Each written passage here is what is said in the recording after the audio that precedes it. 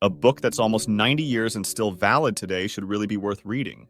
Let's dive into one of the OG self-help books that's been kicking around since 1936, but still feels as fresh as your morning coffee. I'm talking about How to Win Friends and Influence People by Dale Carnegie. This book is like the granddad of all self-improvement books, and for a good reason. First off, Carnegie's book isn't about manipulating people or becoming a smooth talker. It's about genuine human interaction and making people feel valued. The book is divided into 4 parts, each packed with timeless advice that's surprisingly simple, yet mind-blowingly effective. Part 1 dives into techniques in handling people. Here's the kicker: don't criticize, condemn, or complain. Sounds easy, right? But think about how often we do exactly that. Carnegie suggests that appreciation and encouragement go much further in creating positive relationships. It's about understanding and respecting others' perspectives, even if you don't agree with them. Moving on, Part 2 talks about ways to make people like you. No, it's not about pretending to be someone you're not. It's about showing genuine interest in others, smiling. Yes, it's that simple. Remembering people's names. Because let's face it, who doesn't like to hear their name? And being a good listener. It's about making the other person feel important and doing it sincerely. Part 3 is where things get juicy. How to win people to your way of thinking. This isn't about steamrolling over others with your opinions. It's about avoiding arguments, showing respect for others' opinions, and, if you're wrong, admitting it quickly and emphatically. There's this golden rule. Let the other person do most of the talking. It's about understanding that persuasion is an art. One that involves letting others feel that the idea was theirs to begin with. Finally, Part 4 talks about being a leader.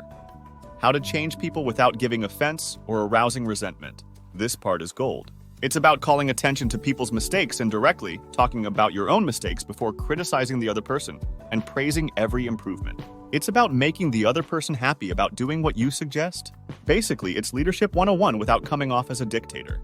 Now, why should you care about a book written in the 1930s? Because believe it or not, human nature hasn't changed that much. We all want to feel appreciated, valued, and understood. This book teaches you how to do that in the most straightforward, no BS way possible. What makes this book stand out is its simplicity.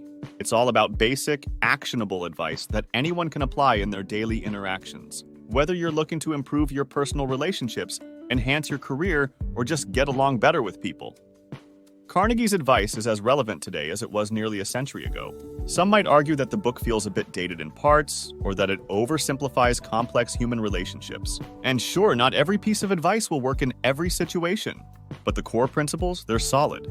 In a world where we're more connected digitally but perhaps more disconnected personally, How to Win Friends and Influence People serves as a gentle reminder of the power of treating people with kindness, respect, and empathy. It's about fostering genuine connections, not just adding friends on Facebook or followers on Instagram. So is it worth picking up? Absolutely. Whether you're a skeptic of self-help books or a seasoned aficionado, there's something in this book for you. It's not just about winning friends or influencing people. It's about being a better human. And in today's world, that's something we could all do with a little more of. To wrap this up, How to Win Friends and Influence People isn't just a book. It's a life skill manual that stood the test of time. Give it a read, try out some of the advice, and who knows? You might just find yourself winning friends and influencing people without even trying. And that, my friends, is the magic of Dale Carnegie.